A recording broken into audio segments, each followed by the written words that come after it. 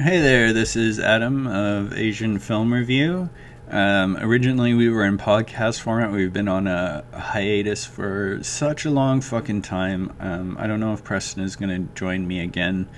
Most of our episodes are dead because I did not pay for our hosting. You will notice we have a few up here on YouTube, so if this is your first time listening, you can kind of get an idea of stuff we covered in the past. But going forward, I think I'm just going to do single video review formats.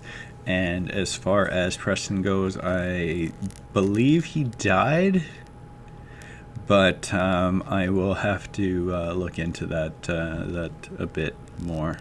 I just know he's gone missing. Stick to these. I'm going to try doing these for a while, see if I can keep this going. So, up first, first film I picked is going to be Tsuburo No Gara, directed by Masafumi Yamada.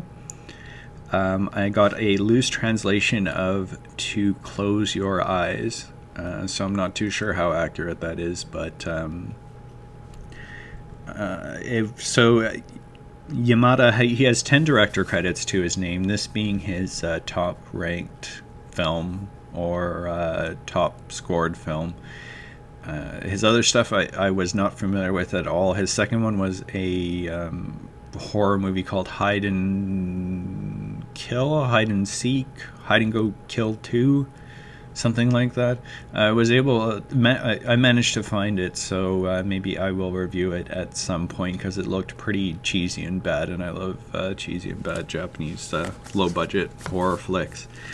But looking at this film, so I guess I'll give kind of a brief summary. It is an experimental film, so in other words, there's not really much in the way of plot here. There is some interpretation. Some of it is open to interpretation, but I'll discuss that as I get there. So what you have is a man with a contraption on his back. It's kind of like a cotton vest with a contraption on his back, and he's stuck in this hospital room. And the film starts with a female nurse waking up in this room. So it's kind of her trying to figure out what exactly is going on. He seems to be semi-aware of why he is there or what exactly is happening, but it's kind of slowly revealed. He is there because of his a birth defect he's had since a kid, and it appears that a doctor has placed him there. Although the reasoning is a bit unclear. So I'll get into the positives of this film, and then kind of bring it back from there. But the two major things that the film have going for it is, I would actually say, the design of the room itself. As small of a space that it is very claustrophobic. It's very dingy and dirty. They're very good at shooting in on just small portions of the room. There's only one or two shots where we get the entire scope of the room and kind of realize how small it is, and it kind of takes you out of it, so I didn't like those shots. But otherwise, when it's just kind of focusing in on like a dirty corner of the room, or some dusty books, or there's a clock that's stuck in place time-wise that keeps on ticking. Just I don't know what it was, the angles and that they catch everything at, and just the room feels alive. It feels like a character in itself, and that was quite an accomplishment. Not just the way it looks, but you always hear sounds. You always hear creaking. You always hear water dripping, pipes rattling, the clock ticking. So the set design is very good. It's a nice looking movie. The other big thing that I enjoyed was the music. The music is, there was 2 artists attached, and I actually tried to look to see if I could find some of their music. That's how much I enjoyed the soundtrack. There was some of it was like these sharp violins with what sounded like theremin, though maybe it was all violin. It was kind of hard to tell, but they had it with the opening credits, and the opening credits are very nice. I would almost say it is Hollywood level opening credits, which is weird for such a low budget Japanese movie. It's almost like they spent most of their budget on the credits and the money for the music for it. So so the music is very good when it's not that kind of violin theremin music. It's just like this dark atmospheric noise, almost like this dark ambient sound, which is also very well utilized when it does show up. The acting, there's not really much to say there, so I'll skip that. Not that it's bad, it's just that it's very minimal. I did want to preface this whole thing, but this is, for a lot of people, going to fall under kind of the cyberpunk genre, and I think that's how I semi came across it. Other than just having it somewhere. But I don't want to be an asshole to that asshole that compares it to other cyberpunk classics, or especially director styles such as Sugimoto or Ishii. So I'm going to try to avoid that in my critiques here. But you can tell I'm critiquing the film pretty early, going off of just those 2 positives. But let's do a favorite scene. Maybe that's something I'll try to do in each one, because I did really enjoy this one scene in the film. And it does help somewhat explain the kind of lack of plot, because really I think you're looking at the first 5 minutes setting up what's going on, and then bits of info dropped here and there that kind of give you a bit more depth, but you kind of could have figured it out on your own, and then the ending that kind of closes it and gives some interpretation. I will give my interpretation of it, but whether or not that's accurate or not, I'll get there. But one of my favorite scenes is because basically the guy with the handicap, the contraption on his back, and the female, they don't really know why they're there, or the female nurse doesn't know why she's there. The guy, I believe he does know why he's there, but there is most of the bulk of the film she's trying to escape this room that she finds herself trapped in with this guy. Eventually she is able to, but as she's escaping down the corridor, we actually get this scene with 2 dogs roped together, not like in a vicious fighting way, but just kind of walking down the hall, and the one male dog has a cone on, so from some sort of injury or something like that. And then there's also a female dog, and they did a good job, because they obviously, right away it's male female dog because of the dog breeds they chose and the colors and everything. So it kind of has a strong image of these 2 dogs walking down a corridor, because she's not too sure what's coming from the distance, and then you see them, and this kind of fills her with this sense of duty that she has to go back and take care of this guy. So that scene, that's one of those scenes that even if I don't care for this movie that much, I think was so well done, and it's probably a scene that will stick with me. So it was very visually well set up. But now to some critiques of the film.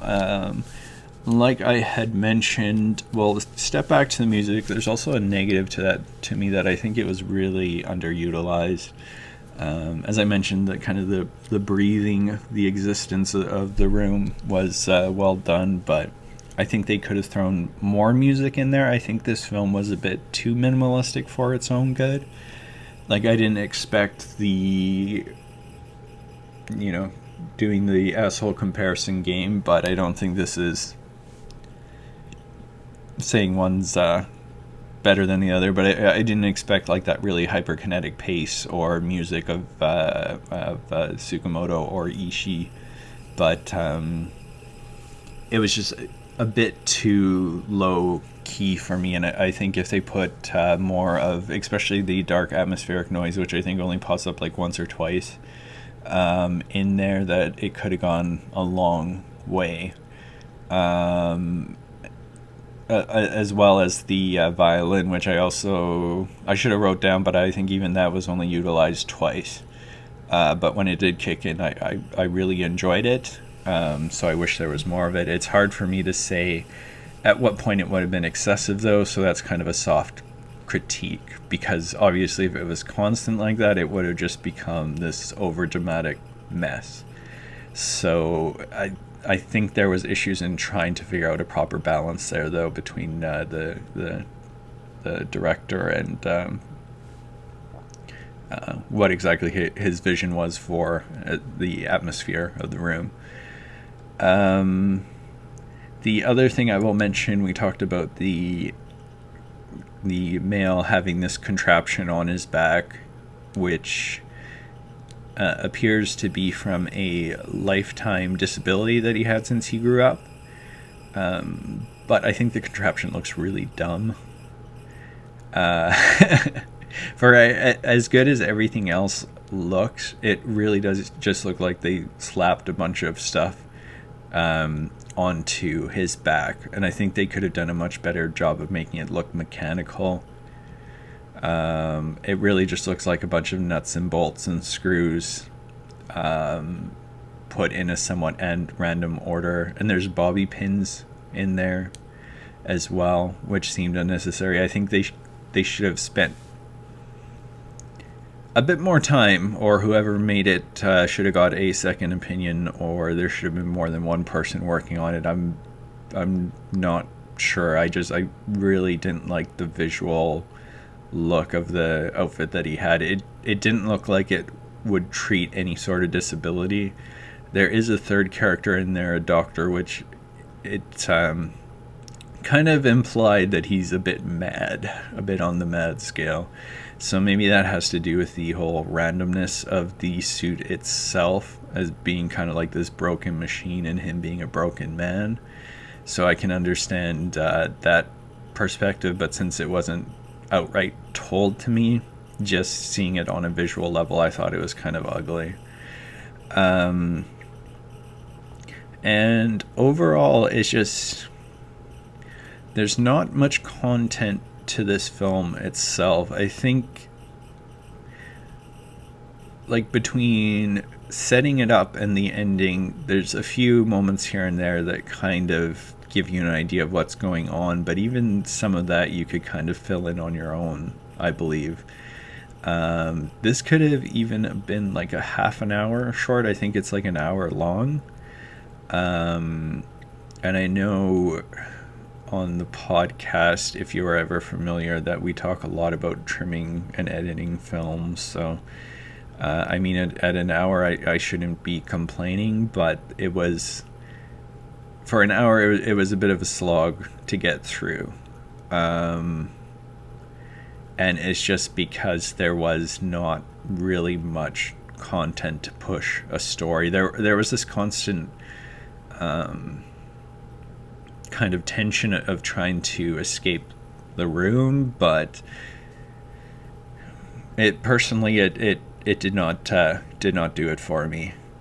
And going to the ending, I guess this isn't going to really be a spoiler. It's like it's an how do you spoil an experimental film? Like, if I were to tell you the end of Eraserhead, would you not watch it? Maybe. I don't fucking know.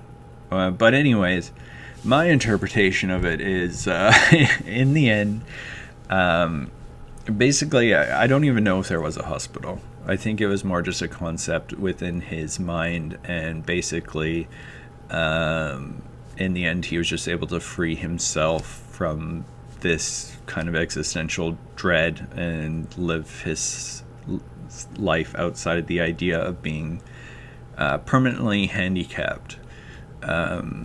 So as far as the existence of the nurse goes, if she's just was a concept or a person, that's a bit harder to really gauge and say for sure. But it's one of those things too where it's like, I watched this a few days ago, I let it kind of sit with me, and if someone were to come and say, no, Adam, I don't interpret it that way at all, I'd kind of just, okay, sure, whatever. It's not like I didn't get a strong emotional attachment to the concept of this film or what message it was trying to get across. It didn't have a strong connection with me, and I think it's open enough to a couple of different interpretations that I would be okay with, and I wouldn't be offended if people thought mine was kind of well, not dumb, but my opinions are never dumb, but that they were off. So kind of that vagueness didn't really engage me. Again, I can see how it can get put into the world of cyberpunk filmmaking, just with kind of the cold industrial feeling and kind of the guy attached to this weird machine. But it's a hard one to recommend.